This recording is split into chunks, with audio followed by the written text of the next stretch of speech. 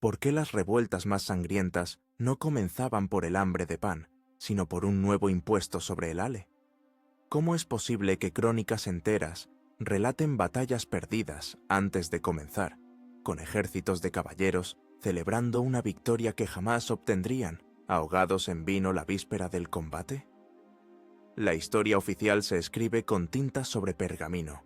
Se mide en tratados, genealogías y coronaciones, pero la historia no oficial, la que late bajo la piel de la civilización, se escribe con un líquido muy diferente. Es una historia de decisiones tomadas no en la claridad del día, sino en la bruma del alcohol. Es un relato de imperios que no solo fueron derribados, sino que primero fueron bebidos hasta los cimientos. Esta es la crónica de la Edad Media, vista a través del fondo de una jarra de cerveza, un cuerno de hidromiel o una copa de vino. Es la historia de una fuerza oculta, un protagonista silencioso que dirigió los destinos de reyes y campesinos, de santos y pecadores. Una fuerza que sirvió como combustible para la furia, como bálsamo para el miedo y como disolvente para el orden social. Este es el relato de cómo la embriaguez no fue un simple vicio al margen de la historia, sino el motor secreto que la cambió para siempre. El Imperio Romano tardío se tambaleaba, ebrio de su propio poder y del vino importado de Falerno y Galia. Sus élites, en villas suntuosas, practicaban el simposium civilizado, donde el vino se mezclaba con agua, filosofía y política. Era una embriaguez controlada, o eso creían, una herramienta de estatus. Pero más allá de las fronteras fortificadas del Rin y el Danubio, en los bosques oscuros de Germania, una fuerza diferente estaba fermentando. Los pueblos que Roma llamaba bárbaros no bebían para conversar, bebían para comulgar con sus dioses y para sellar pactos de sangre.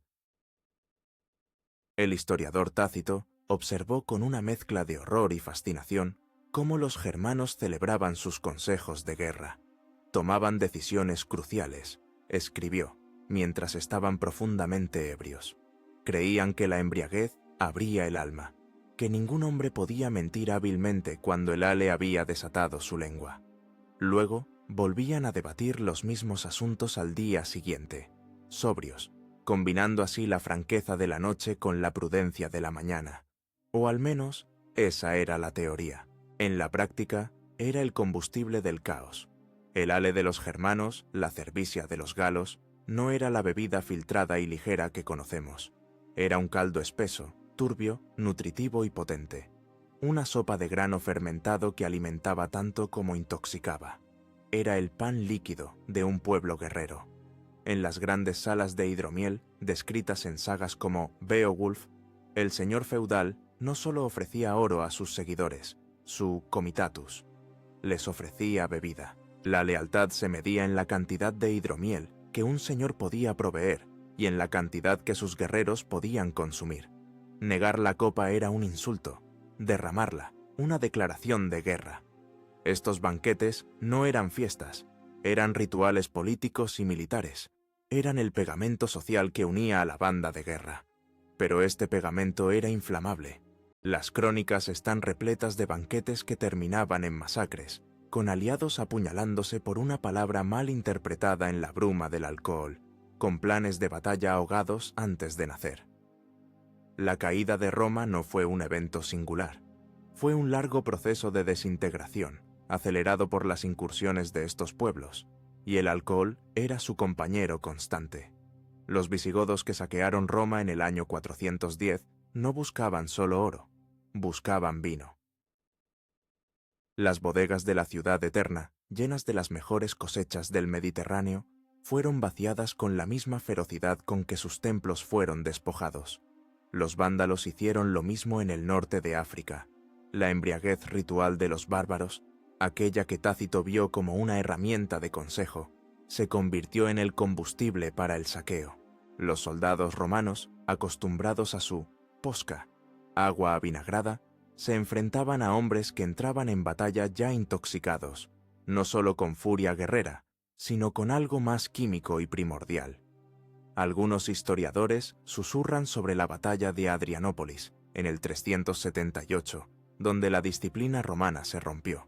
Se habla de oficiales indecisos, de tropas desmoralizadas y de un enemigo godo envalentonado por rituales previos a la batalla que involucraban cantidades prodigiosas de bebida. El alcohol se convirtió en un arma de doble filo. Los berserkers nórdicos, esos guerreros que entraban en un trance de furia animal, a menudo eran inducidos a ese estado no solo por hongos, como sugiere el mito popular, sino por un ale increíblemente fuerte, bebido en ayunas. Era un dopaje ritual, pero esta furia ebria era incontrolable. El guerrero intoxicado no distinguía entre amigo y enemigo. La línea entre la ventaja táctica y la autodestrucción era inexistente. La Europa que emergió de las cenizas de Roma fue una Europa forjada en estas salas de hidromiel. Los primeros reyes merovingios gobernaban desde salones humeantes, con la copa en la mano. Sus reinados eran a menudo cortos, violentos y terminaban en un estupor ebrio o con una daga traicionera durante un banquete. El vino civilizado de Roma había sido ahogado por el hale turbio de la barbarie. Este nuevo mundo era fragmentado, violento y oscuro. El conocimiento antiguo se perdía. Las redes comerciales que llevaban el vino de calidad a través del imperio se habían derrumbado. La elaboración de cerveza se convirtió en una tarea doméstica, rústica, inconsistente. Y sin embargo, en medio de este caos, en rincones aislados de Europa, unas pocas luces de orden persistían. Eran pequeñas islas de piedra y oración, dedicadas a preservar no solo la palabra de Dios y los textos de los clásicos, sino también las técnicas de la civilización. Entre ellas, el arte perdido de la fermentación controlada. Los monasterios se convirtieron en los guardianes inesperados de la cerveza. Mientras tanto, en el mundo exterior, la vida era brutal. ¿Qué elegirías tú si vivieras en esa época? ¿Confiarías tu alma al orden de los monjes, que ofrecían cerveza pura y salvación, o te unirías al caos de los señores de la guerra, que ofrecían poder y banquetes sin fin? Escribe tu elección en los comentarios. Nos fascina conocer tu instinto de supervivencia medieval. Los monasterios, particularmente aquellos que seguían la regla de San Benito, se convirtieron en los centros tecnológicos e intelectuales de la Alta Edad Media. El lema benedictino, ora et labora, reza y trabaja, definía sus vidas. Y parte de ese labora era una tarea esencial para la supervivencia de la comunidad, la elaboración de cerveza. En un mundo donde el agua de los ríos y pozos estaba frecuentemente contaminada con desechos humanos y animales, causando disentería, cólera y muerte, la cerveza era la opción segura. El proceso de hervir el mosto durante la elaboración mataba las bacterias peligrosas. La cerveza no era un lujo, era una necesidad sanitaria. Era, literalmente, más segura que el agua. Los monjes, con su dedicación al detalle, su alfabetización para registrar recetas y su tiempo para experimentar, transformaron la cerveza de un caldo rústico a una bebida refinada. Fueron los primeros maestros cerveceros científicos. Cada monasterio tenía su propia cervecería. Desarrollaron la cervicia, cerveza para consumo diario, el pan líquido para los propios monjes y la potio fortior, una cerveza más fuerte reservada para invitados de honor y para los enfermos. La regla de San Benito era estricta con la comida, pero notablemente pragmática con la bebida. Permitía una emina, alrededor de medio litro, de vino o cerveza al día, reconociendo su importancia nutricional y su papel en el sustento del cuerpo. Pero la tentación estaba siempre presente. Las crónicas eclesiásticas están llenas de admoniciones contra los monjes borrachos, de abades que luchaban por mantener la disciplina en el refectorio. Se cuenta de sínodos, donde los obispos denunciaban a clérigos que pasaban más tiempo en la cervecería monacal que en la capilla, que confundían las vísperas con la hora de abrir un nuevo barril. La piedad y la producción de cerveza vivían en una simbiosis incómoda. Los monasterios construían catedrales para la gloria de Dios, pero su economía a menudo se sostenía sobre la gloria del ale. Mientras estos centros de piedad y fermentación florecían en la Europa continental e insular, una nueva tormenta se gestaba en el norte. Desde los fiordos de Escandinavia, largos barcos con cabezas de dragón comenzaron a deslizarse por el mar del norte. Eran los vikingos. Y si los monjes habían perfeccionado el arte de elaborar cerveza para la vida, los vikingos habían perfeccionado el arte de beberla para la muerte y el saqueo. Su religión, el panteón nórdico, glorificaba la bebida. El Valhalla no era un coro celestial, era un salón de banquetes eterno, donde los guerreros caídos bebían hidromiel de cuernos sin fondo, servidos por valquirias. Para el vikingo, una buena muerte en batalla era la entrada a una fiesta interminable. La bebida era, por tanto, una preparación para la otra vida y un anticipo de su gloria. Antes de una incursión, los rituales eran intensos. El ale y el hidromiel fluían libremente. Se hacían sacrificios, se cantaban sagas y los guerreros se incitaban mutuamente a un estado de furia. Al igual que sus ancestros germanos, usaban el alcohol para desinhibirse, para ahogar el miedo y despertar la bestia. La furia ebria del vikingo era una táctica de guerra psicológica. Desembarcaban en la costa, rugiendo, con los ojos inyectados en sangre, no solo por la sed de batalla, sino por el alcohol. Eran la personificación del terror. ¿Y cuál era su objetivo principal? Los lugares que acumulaban la mayor riqueza en un mundo empobrecido, los monasterios. En el año 793, el mundo cristiano quedó horrorizado por el saqueo de Lindisfarne, una santa isla monasterio en la costa de Inglaterra. Los vikingos masacraron a los monjes, profanaron el altar y robaron los tesoros de oro.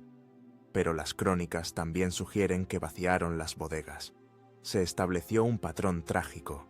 Los monjes, los principales productores de la mejor cerveza de Europa, se convirtieron en el objetivo principal de los mayores consumidores de ella. Era una ironía sangrienta. Los monasterios de Jarrow, Iona y toda la costa de Northumbria fueron golpeados. Los vikingos no solo robaban oro, robaban los barriles. Para ellos, el ale monacal, elaborado con una habilidad que ellos no poseían, era un botín tan valioso como un relicario de plata. Esta dinámica definió la era. Por un lado, el alcohol como símbolo de orden, civilización y sustento, protegido tras muros de piedra. Por el otro, el alcohol como combustible para el caos primordial, llegando en Drakkars desde el mar. La cerveza estaba en el centro de la lucha entre la civilización y la barbarie. Los monjes rezaban por la liberación, a furore normanorum, libera nos, Domine. De la furia de los hombres del norte, líbranos, Señor. Pero esa furia, sabían, a menudo se encontraba en el fondo del mismo barril que ellos habían llenado. La amenaza vikinga finalmente retrocedió. Los hombres del norte se asentaron, se convirtieron al cristianismo y sus reyes comenzaron a construir sus propias iglesias. La Europa cristiana, habiendo sobrevivido a la tormenta del norte, consolidó su poder. La Iglesia, ahora una fuerza política y militar indiscutible, sintió un nuevo impulso. Ya no se trataba solo de defender la cristiandad, se trataba de expandirla. Se trataba de recuperar la Tierra Santa, perdida hacía siglos. En el año 1095, en el Concilio de Clermont, el Papa Urbano II lanzó un grito que resonaría por todo el continente. Deus vult. Dios lo quiere. Así comenzaron las cruzadas. Miles de hombres, desde nobles caballeros hasta campesinos desposeídos, cosieron la cruz en sus túnicas y marcharon hacia Oriente. Llevaban consigo fe, codicia y una sed insaciable. Las cruzadas fueron una empresa logística de una escala sin precedentes. Y la logística más crucial, más vital incluso que la de las armas o las armaduras, era la del alcohol. El vino era central para la identidad del cruzado. En primer lugar, era el centro de su fe. La Eucaristía, la transformación del vino en la sangre de Cristo, era el sacramento diario que les recordaba por qué luchaban. Era el símbolo sagrado de su misión, pero más allá del altar, era una necesidad práctica. Al igual que en los monasterios, el vino y la cerveza eran las únicas fuentes seguras de hidratación en una marcha larga y ardua. Beber agua de pozos desconocidos en tierras extranjeras era una sentencia de muerte por enfermedad. El vino, con su contenido de alcohol, era estable, almacenable y seguro. Cada ejército cruzado era seguido por un convoy kilométrico de carros cargados, no solo de grano, sino de barriles. La sed dictaba la estrategia. Las rutas de las cruzadas a menudo seguían los valles fluviales, no solo por el agua para los caballos, sino por los viñedos para los hombres. Sin embargo, esta necesidad sagrada y práctica tenía un lado oscuro y profano. Desde el principio, la empresa estuvo plagada de indisciplina alimentada por el alcohol. La llamada Cruzada de los Pobres, liderada por Pedro el Ermitaño, fue menos un ejército que una turba caótica. A medida que avanzaban por el valle del Rin, su fervor religioso se mezclaba con el vino local, transformándose en una violencia asesina. Llevaron a cabo las primeras grandes masacres de judíos en suelo europeo, en ciudades como Maguncia y Worms. Las crónicas describen a estas bandas de cruzados irrumpiendo en los barrios judíos, borrachos de fanatismo y vino barato, perpetrando atrocidades antes de seguir su camino para ser, finalmente, aniquilados en Anatolia. El vino sagrado se había convertido en el combustible del pogromo. Esta dualidad persiguió a todas las cruzadas. Los ejércitos nobles, liderados por reyes y duques, no eran mejores. Al llegar a Constantinopla, la ciudad más rica del mundo, los cruzados de la Primera Cruzada asombraron a los sofisticados bizantinos con su brutalidad y su capacidad para beber. La cronista Ana Comneno escribió con desdén sobre estos bárbaros occidentales, cuya piedad era tan ruidosa como sus borracheras. Cuando finalmente llegaron a Tierra Santa, el calor del desierto exacerbó el problema. La sed era una tortura constante. Cuando capturaban una ciudad o un convoy enemigo, la primera prioridad era a menudo asegurar las bodegas de vino. El asedio de Antioquía fue una prueba de resistencia definida, tanto por el hambre como por la sed. Cuando finalmente tomaron la ciudad, el saqueo fue acompañado de una orgía de bebida. La culminación fue el asedio de Jerusalén en el año 1099. Después de semanas de asedio bajo un sol abrasador, los cruzados finalmente rompieron las murallas. Lo que siguió fue una de las masacres más notorias de la historia. Los cronistas, como Raimundo de Aguilers, describen a los hombres cabalgando por las calles entre ríos de sangre, con las piernas de sus caballos cubiertas de vísceras hasta las rodillas. Mataron a musulmanes y judíos, hombres, mujeres y niños, sin distinción. Y esta masacre, según muchos testimonios, fue perpetrada en un estado de éxtasis frenético, una mezcla de fanatismo religioso y, tras la toma de las bodegas de la ciudad, una profunda intoxicación etílica. Habían venido a liberar el Santo Sepulcro y lo hicieron cometiendo una atrocidad profana, con el sabor del vino en sus labios. Los fracasos militares posteriores a menudo pueden rastrearse hasta un barril. La Segunda Cruzada, liderada por el rey Luis VII de Francia y el emperador Conrado III de Alemania, fue un desastre estratégico. Los ejércitos marchaban separados, plagados de disputas internas. Las crónicas culpan a la arrogancia, a las malas decisiones tácticas y a la falta de disciplina. En los campamentos, la moral era baja y la bebida alta.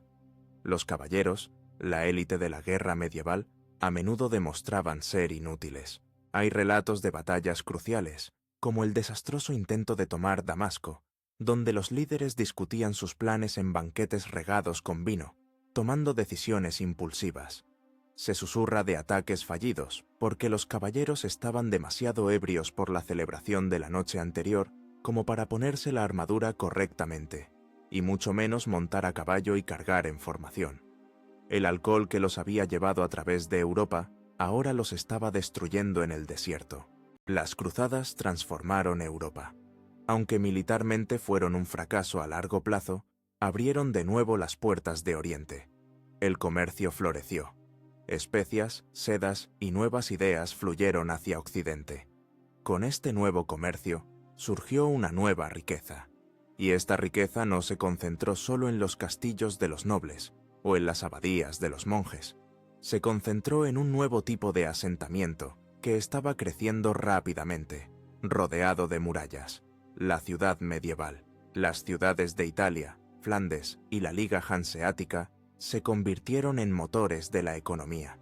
Y en el corazón palpitante, ruidoso, sucio y vibrante de cada una de estas nuevas ciudades, surgió una institución que definiría la vida pública. No era la catedral, no era el ayuntamiento, era la taberna. La taberna medieval no era simplemente un lugar para beber, era el centro neurálgico de la vida urbana. En una sociedad sin periódicos, sin internet, sin espacios públicos más allá de la plaza de la iglesia, donde hablar estaba controlado, la taberna era el único lugar donde fluía la información. Era el Internet medieval. Aquí, los mercaderes cerraban tratos que abarcaban continentes. Los artesanos de diferentes gremios se reunían después del trabajo, quejándose de los impuestos y de sus maestros. Los mensajeros que llegaban a la ciudad iban primero a la taberna, compartiendo noticias de reinos lejanos a cambio de una jarra de ale. Los estudiantes universitarios, lejos de casa, cantaban canciones obscenas y debatían sobre teología y filosofía, como atestiguan las canciones de los Carmina Burana. La taberna era la bolsa de valores, la oficina de correos y el club social, todo en uno, envuelto en humo y olor a cerveza agria. Pero esta concentración de personas, información y alcohol también la convertía en un lugar peligroso. Era el cuartel general del inframundo. En las mesas oscuras del fondo se contrataban asesinos, se planificaban robos y se vendía contrabando. Los espías de los reyes, los obispos y los gremios rivales escuchaban en silencio, con una jarra en la mano, recopilando los rumores que podían derribar a un gobierno. Los predicadores y reformistas, como John Wycliffe o Jan Hus, denunciaban las tabernas como la capilla del diablo, lugares donde se cometían más pecados en una noche que en un burdel en una semana. Intentaron regularlas. Las leyes de la ciudad medieval están obsesionadas con las tabernas. Se establecían toques de queda. Una campana sonaba para indicar que las tabernas debían cerrar, en un intento inútil de enviar a los hombres a casa. Se legislaba contra los dados trucados, contra servir cerveza diluida y contra las peleas. Las peleas eran inevitables. La taberna era un microcosmos de las tensiones de la ciudad. Aquí, las rivalidades entre gremios, los tejedores contra los tintoreros, los zapateros contra los curtidores, a menudo estallaban.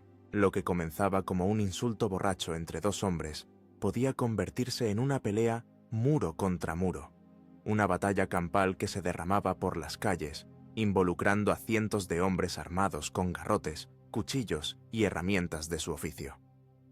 La guardia de la ciudad, a menudo superada en número, y no menos ebria, era impotente.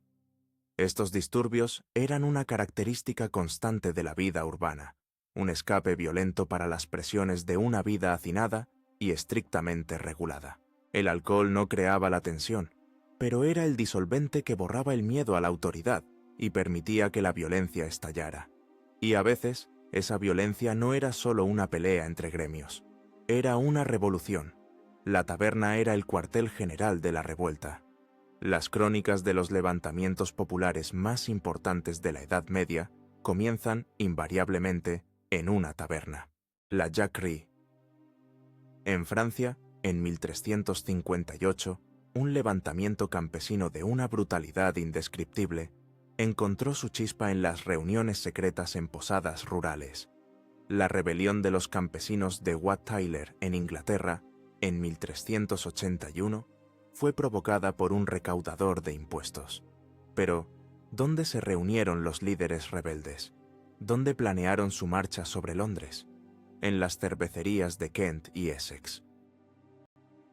Se dice que el propio Wat Tyler organizó a sus hombres en una taberna de Blackheath, donde el ale fluía libremente para envalentonar a la multitud. Un impuesto impopular sobre la cerveza o el vino era a menudo la gota que colmaba el vaso, el insulto final que transformaba el descontento crónico en una furia abierta. La revuelta ebria se convirtió en una forma de protesta social. La multitud, desinhibida por el alcohol, perdía el miedo al señor feudal, al obispo o al rey. Irrumpían en las bodegas de los ricos, un acto simbólico de tomar lo que se les había negado. Saqueaban los registros de impuestos y los quemaban en la plaza del pueblo. El alcohol era el catalizador que convertía a una multitud de campesinos y artesanos asustados en un ejército revolucionario, aunque fuera temporalmente. Era una fuerza democrática y caótica. Daba voz a los sin voz, aunque esa voz fuera a menudo un rugido incoherente de rabia. Los gobernantes aprendieron a temer el sonido de las jarras, chocando en las tabernas, tanto como temían a un ejército invasor. Una palabra descuidada de un guardia, un aumento de 1 céntimo en el precio del ale, y la ciudad podía arder. Imagina que eres un guardia de la ciudad en el año 1380. Oyes el rugido de la multitud saliendo de las tabernas. Vienen a por el ayuntamiento.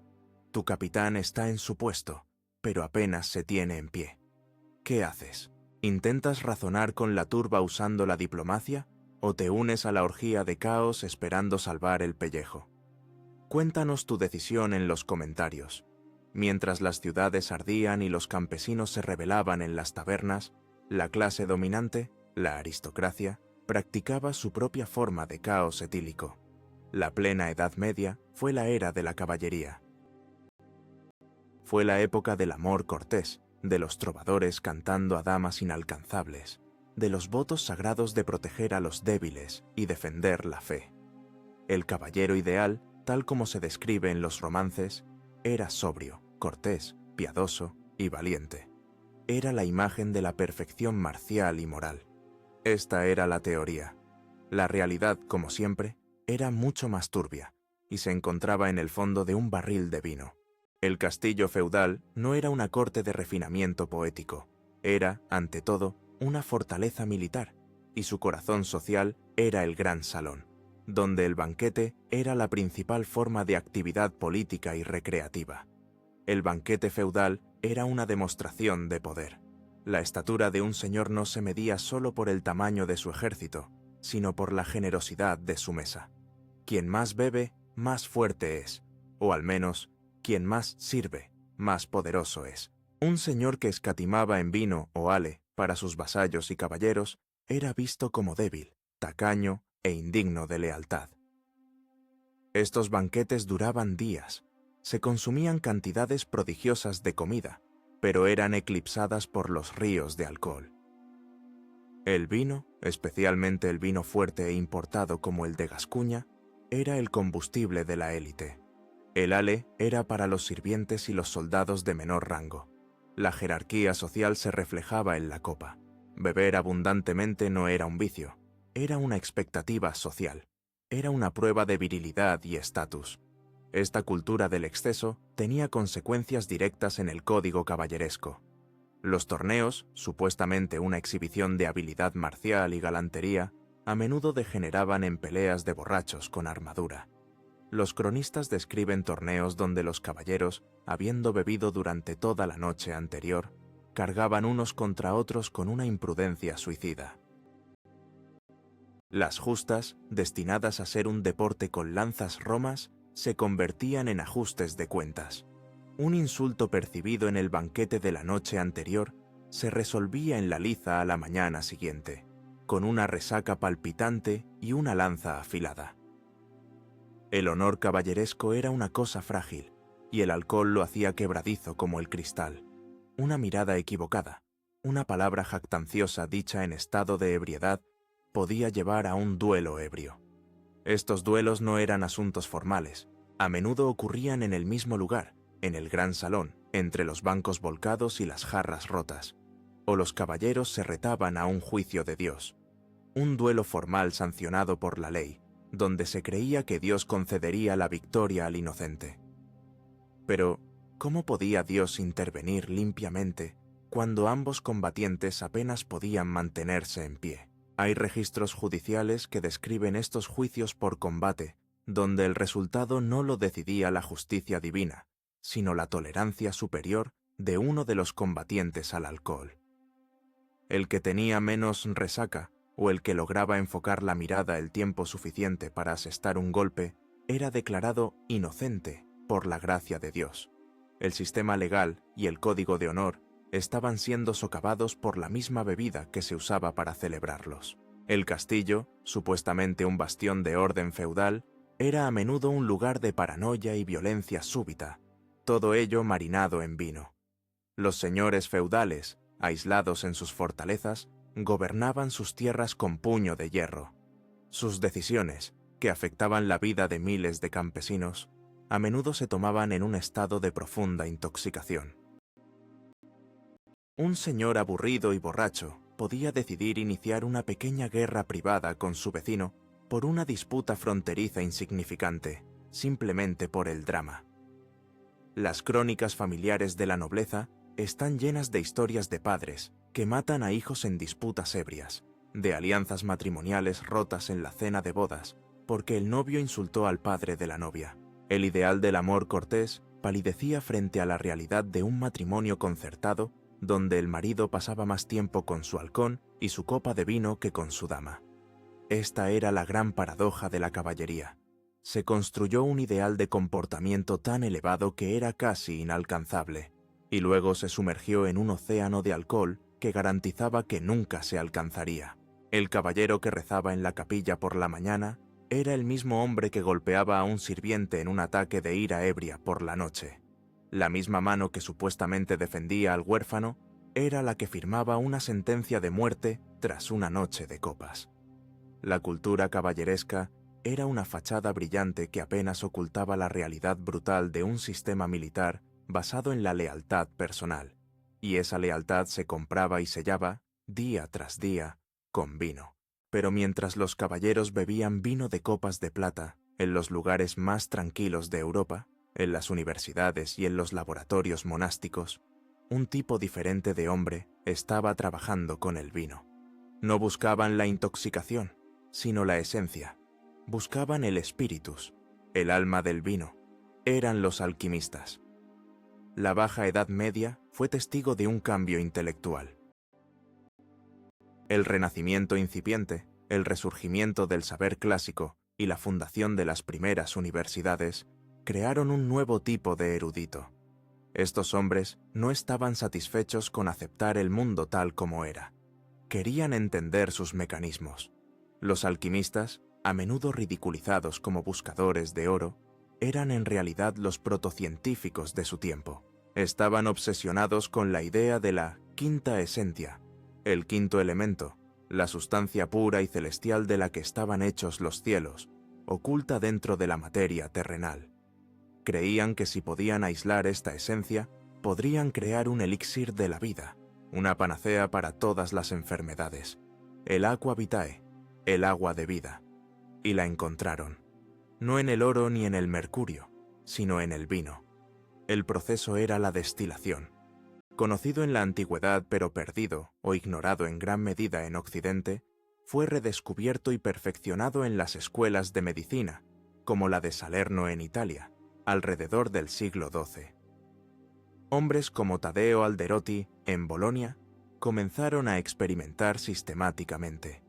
Usando alambiques de vidrio y cobre, calentaban el vino, recogían el vapor y lo condensaban. El resultado era un líquido claro, potente e inflamable. Era el espíritu del vino. Lo llamaron aqua vitae. Al principio, su uso fue estrictamente medicinal. Se creía que esta agua de vida era una cura milagrosa. Se recetaba en pequeñas dosis para todo, para la plaga, para la melancolía, para la artritis, para la infertilidad. Se frotaba en las sienes para aliviar los dolores de cabeza y se daba a los moribundos para facilitar su paso. Paracelso, el gran médico y alquimista del Renacimiento temprano, la alabó como el mayor secreto de la medicina. Pero la medicina era demasiado buena. Y demasiado peligrosa. Lo que los alquimistas habían desatado era el alcohol concentrado. Habían transformado una bebida que era en gran parte alimento y bebida social, cerveza y vino, con un contenido de alcohol relativamente bajo, en una droga potente.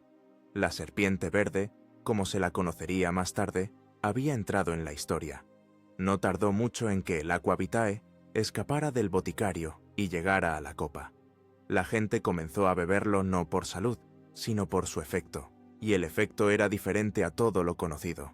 No era la intoxicación lenta y somnolienta del ale o el vino. Era un golpe rápido, eufórico y devastador. Era el nacimiento del alcoholismo en el sentido moderno. Las crónicas comienzan a registrar un nuevo tipo de locura. Ya no es solo la furia ebria del guerrero, es el delirium tremens del adicto. La receta de la destilación se convirtió en un secreto muy codiciado. Era un thriller de espionaje. Los monasterios, con sus enfermerías y sus scriptoria, competían con las universidades por el control de la fórmula. Los monjes cartujos desarrollaron sus propios elixires de hierbas a base de alcohol, como el chartreuse, cuyas recetas siguen siendo secretas hasta hoy. Los médicos escribían tratados en código para proteger sus descubrimientos, pero el secreto no podía guardarse. A finales de la Edad Media, la tecnología se había extendido. La gente empezó a destilar no solo vino, sino también cerveza de grano, sidra de manzana y cualquier cosa que pudiera fermentar. El resultado fue el nacimiento de las bebidas espirituosas regionales, el Usquebaugh, whisky, en Irlanda y Escocia, el Schnapps en Alemania. Este descubrimiento científico, nacido de la búsqueda de la vida eterna, liberó una fuerza de muerte y adicción desconocida para la época. Creó un nuevo abismo social. La cerveza y el vino eran parte de la dieta. Pero el agua de fuego era un escape. Era más barato de transportar, más fácil de ocultar y mucho más potente. El borracho medieval tradicional era ruidoso y visible en la taberna. El nuevo bebedor de licores podía caer en un estupor silencioso y mortal en un callejón. El mundo estaba cambiando. Los ideales luminosos del Renacimiento, la búsqueda del conocimiento y la perfección humana habían dado a luz inadvertidamente a su sombra más oscura.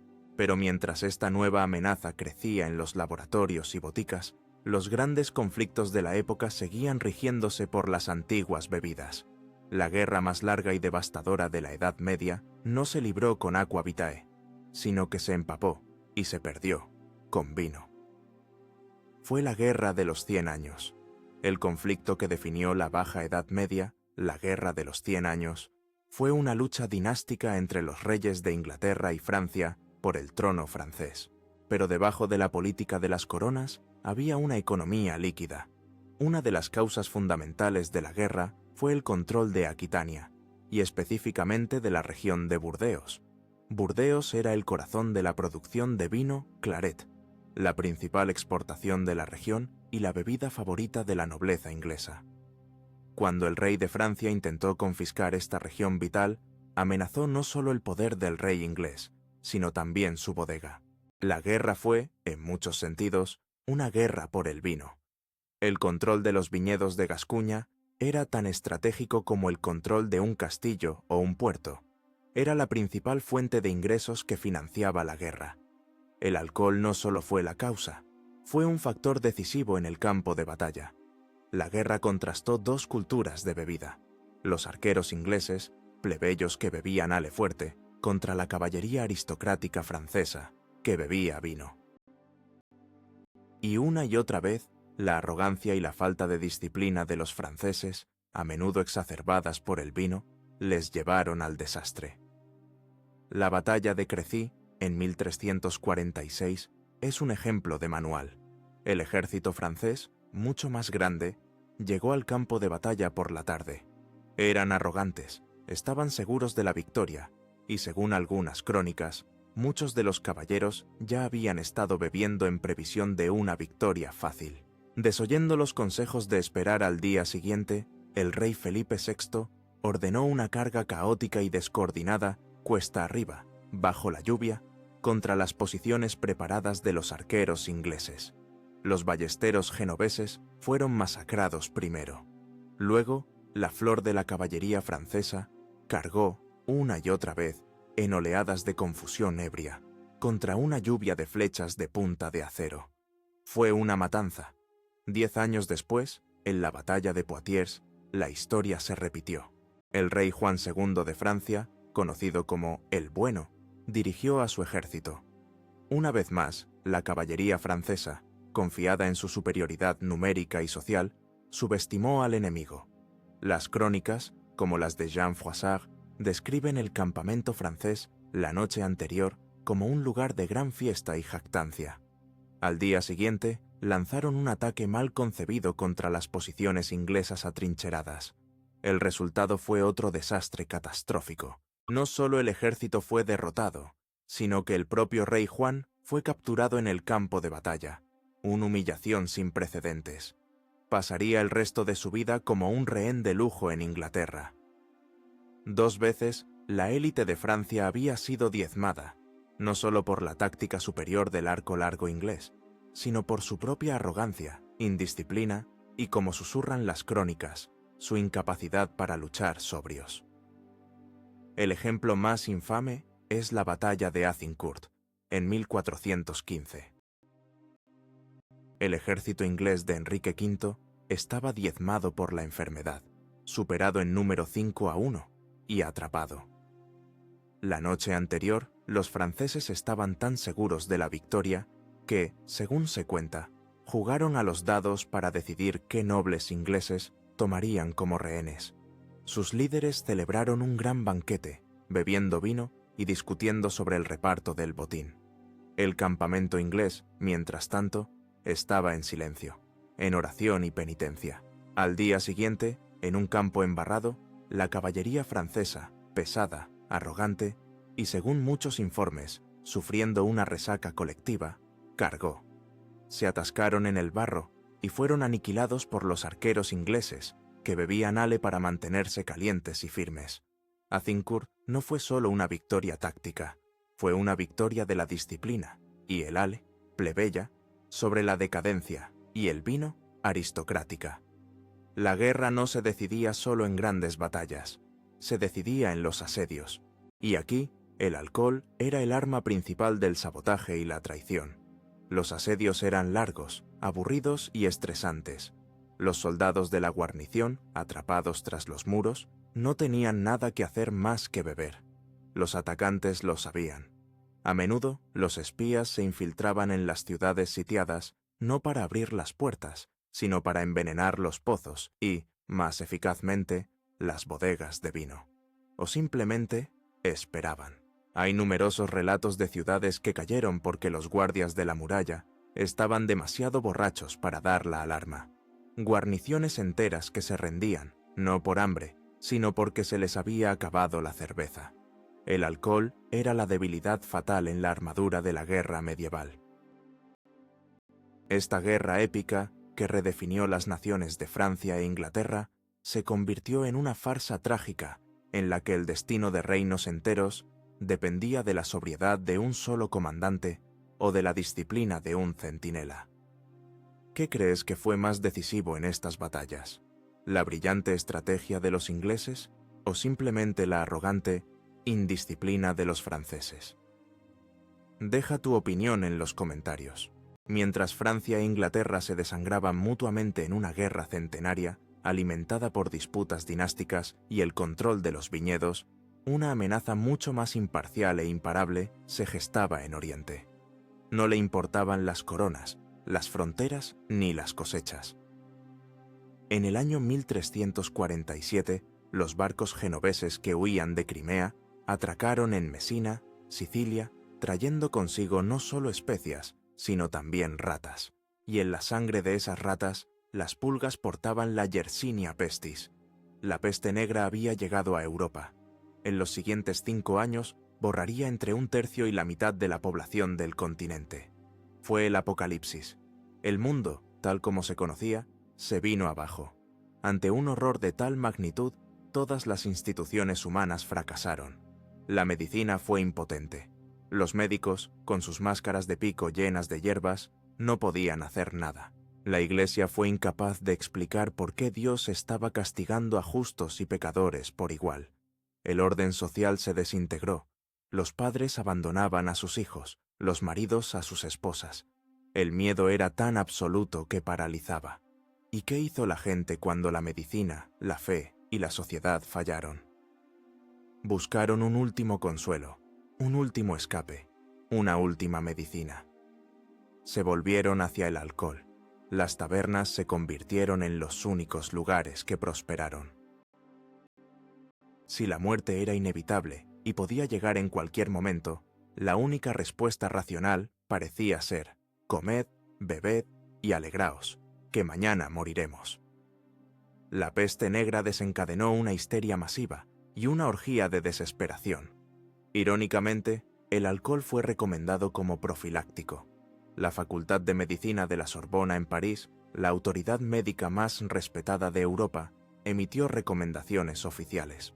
Aconsejaban evitar los baños, creían que abrían los poros a la miasma pestilente, quemar maderas aromáticas y beber vino moderadamente. Creían que el vino fortalecía el corazón y purificaba el aire interno. Pero la moderación fue la primera víctima de la plaga. La gente bebía sin control, creyendo que un cuerpo saturado de alcohol podría de alguna manera repeler la enfermedad. O, más probablemente, bebían para alcanzar un estado de olvido tan profundo que el terror de los carros de la muerte apilados en las calles no pudiera alcanzarles. Surgieron fenómenos culturales extraños y macabros. La danse macabre, la danza de la muerte, se convirtió en un motivo artístico obsesivo. Pero no era solo arte. En toda Europa estallaron manías de baile. Grupos de personas, a veces miles, comenzaban a bailar frenéticamente en las calles y plazas de las ciudades. Bailaban durante días, hasta que colapsaban por agotamiento o morían. Los cronistas describen estos eventos con horror. A menudo, estas danzas extáticas estaban alimentadas por el alcohol y una histeria religiosa masiva. Era una forma de locura colectiva, un intento desesperado de burlar a la muerte o de abrazarla en un último éxtasis. La línea entre el ritual religioso y la orgía ebria se borró por completo. Otro movimiento que surgió de la desesperación fueron los flagelantes. Procesiones de penitentes que viajaban de ciudad en ciudad, desnudos de cintura para arriba, azotándose las espaldas con látigos con punta de metal. Creían que, imitando el sufrimiento de Cristo, podían expiar los pecados del mundo y detener la plaga. Al principio, estas procesiones eran de una piedad sombría, pero a medida que el movimiento crecía, atraía elementos más inestables. Las procesiones a menudo degeneraban en caos. Al llegar a una ciudad, eran recibidos como santos, pero por la noche, su fervor religioso se mezclaba con el vino que los ciudadanos agradecidos les ofrecían. Su penitencia se transformaba en libertinaje. Y, trágicamente, buscaron un chivo expiatorio para la ira de Dios, las comunidades judías. Los flagelantes, borrachos de dolor, éxtasis y alcohol, fueron responsables de algunas de las peores masacres de judíos durante la peste negra. El mundo se había vuelto loco. En las ciudades moribundas, donde la mitad de las casas estaban tapiadas con los muertos dentro, los supervivientes celebraban los últimos festines, saqueaban las casas de los muertos, se vestían con sus ropas finas y vaciaban sus bodegas. El vino y el ale fluían como el agua, porque el dinero ya no tenía valor. El futuro no existía. La única realidad era el presente, y ese presente era más soportable en un estupor. El alcohol se convirtió en la última reliquia en un mundo que había perdido la razón, el anestésico final contra un dolor existencial absoluto. ¿Podrías culparlos? Si tu mundo se estuviera desmoronando, si vieras a tu familia morir y supieras que probablemente serías el siguiente, ¿buscarías consuelo en la piedad silenciosa o en el olvido ruidoso del fondo de una jarra? La peste negra finalmente remitió, pero el mundo que dejó atrás era irreconocible. Las viejas estructuras de poder habían sido destrozadas. Con tanta muerte, la mano de obra se volvió escasa, dando a los campesinos supervivientes un poder de negociación que nunca antes habían tenido. El feudalismo estaba herido de muerte. La autoridad de la Iglesia estaba permanentemente dañada. La era de la caballería, ya moribunda en los campos de Crecy y Azincourt, recibió el golpe de gracia. La pólvora, que comenzaba a aparecer en los campos de batalla, hacía obsoleta la carga de la caballería pesada. La Edad Media se estaba desmoronando, y los reyes que presidieron este colapso, los gobernantes del final de la era, a menudo parecían tan inestables como los tiempos que gobernaban. Fue la era de los reyes locos y los reyes ebrios. La autoridad divina de la monarquía se vio socavada cuando los monarcas mismos eran visiblemente defectuosos. En el Sacro Imperio Romano Germánico gobernaba Wenceslao IV, rey de Bohemia. Su reinado fue tan caótico y desastroso que se ganó el apodo de El Borracho. Las crónicas lo describen como un hombre inteligente y capaz cuando estaba sobrio, pero que rara vez lo estaba. Pasaba días enteros en expediciones de caza que no eran más que fiestas etílicas ambulantes. Descuidaba los asuntos de Estado, delegaba el poder en favoritos incompetentes y respondía a cualquier desafío a su autoridad con una ira violenta e impredecible.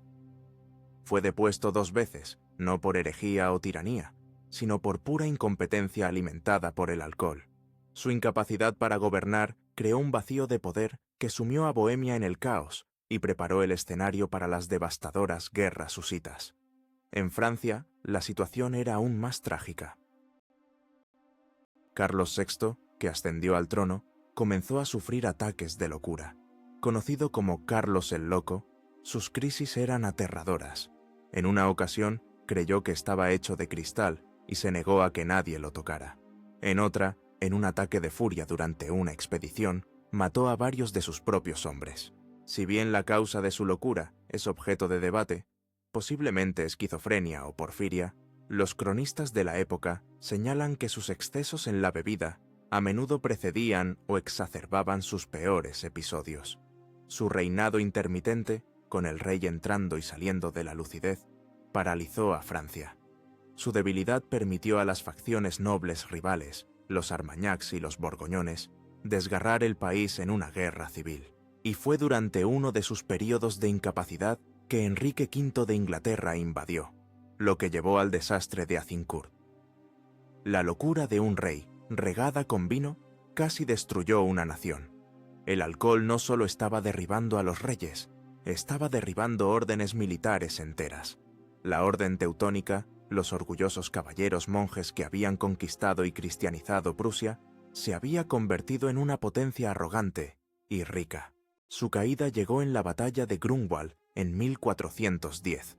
Enfrentándose a un ejército combinado polaco-lituano, el gran maestre teutón, Ulrich von Jungingen, estaba tan seguro de la victoria que, según la leyenda, envió al rey polaco 2 espadas como un insulto, para ayudarle en la batalla. Las crónicas polacas describen el campamento teutón como un lugar de gran confianza, donde el vino fluía antes de la batalla. Esta arrogancia, esta embriaguez de poder, les llevó a un desastre táctico. Su carga de caballería pesada fue engullida y aniquilada. Fue la mayor derrota de la orden y el principio de su fin. La arrogancia ebria había destruido a la última gran orden cruzada. A medida que las viejas estructuras se derrumbaban, nuevos conceptos comenzaban a tomar forma. El carácter nacional, una idea ajena a la Edad Media temprana, comenzó a forjarse, y ese carácter estaba íntimamente ligado a la bebida. El ale se convirtió en sinónimo de la identidad inglesa, fuerte, robusto y plebeyo. El vino se convirtió en el alma de Francia, refinado, complejo y aristocrático. La cerveza lager, elaborada por primera vez en Baviera, se convirtió en un pilar de la identidad alemana, limpia, precisa y comunitaria. Las guerras de las rosas en Inglaterra, la sangrienta lucha dinástica entre las casas de Lancaster y York, se planificaron y traicionaron en posadas y castillos, con alianzas selladas con vino y rotas por la mañana. El alcohol ya no era solo un lubricante social o un combustible de guerra, se estaba convirtiendo en una parte fundamental de la identidad política y nacional. El fin de la Edad Media no fue un momento claro, fue una transición larga y confusa. Los reyes ebrios y locos de finales del siglo XIV y principios del XV fueron el síntoma de una era que moría. Sus decisiones, tomadas en la bruma del alcohol, aceleraron el colapso. crearon el vacío que sería llenado por un nuevo orden. Pero este nuevo orden, la Edad Moderna, no nació sobrio. Nació llevando consigo la misma botella, simplemente con una etiqueta diferente. El caos medieval estaba a punto de refinarse, embotellarse y exportarse al resto del mundo. El mundo que surgió de las cenizas de la peste y la guerra de los 100 años estaba vibrando con una nueva energía. Fue la era de la imprenta de Gutenberg, la caída de Constantinopla y los viajes de Colón. Fue la Reforma, y el alcohol estaba en el centro de cada una de estas transformaciones. La propia Reforma protestante, que dividió a la cristiandad para siempre, tuvo una relación profundamente ambigua con la bebida. Martín Lutero, el monje que desafió al Papa, no era un asceta, era un hombre terrenal, famoso por su amor a la buena cerveza alemana. Su esposa, Catalina von Bora, era una cervecera experta. Lutero pronunció una de sus frases más famosas: «Quien no ama el vino, las mujeres y el canto, seguirá siendo un necio toda su vida». Para él, la cerveza y el vino eran dones de Dios, que debían disfrutarse. Su teología de la gracia se reflejaba en su aceptación de los placeres terrenales. En el otro extremo del espectro estaba Juan Calvino. En la Ginebra de Calvino, la sobriedad no era una sugerencia, era un dogma. El calvinismo promovía la autodisciplina, el trabajo duro y la frugalidad. Las tabernas fueron estrictamente reguladas o cerradas.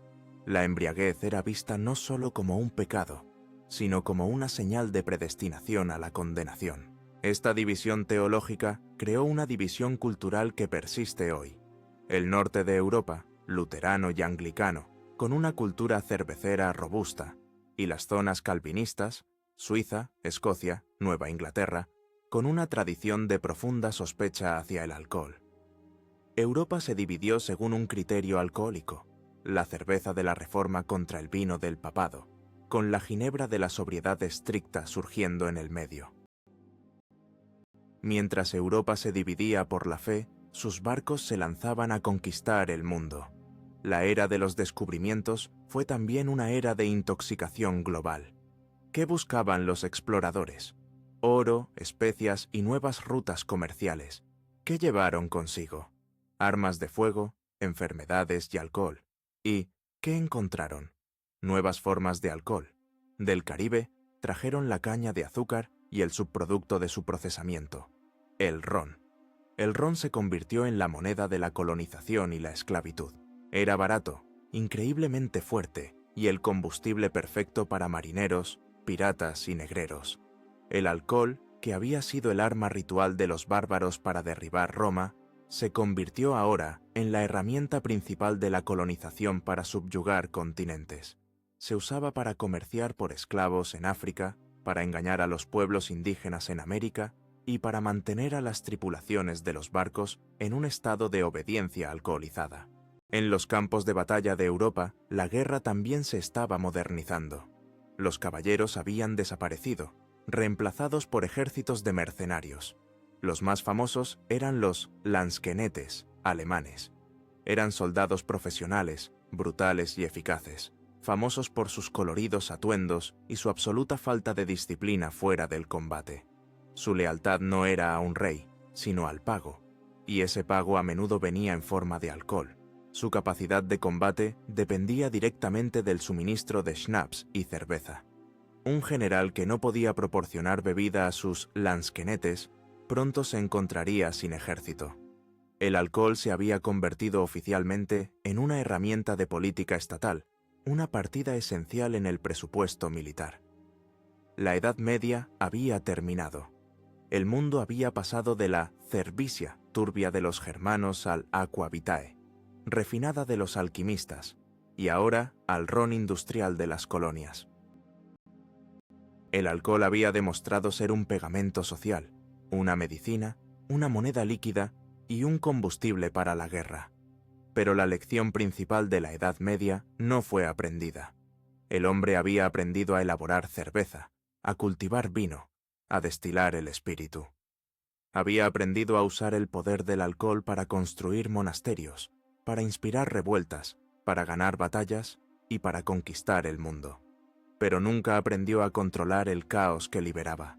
La fuerza oculta que había cambiado la historia medieval no desapareció.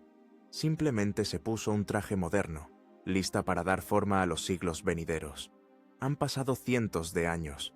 Hemos construido rascacielos donde antes había castillos. Tenemos datos en lugar de crónicas.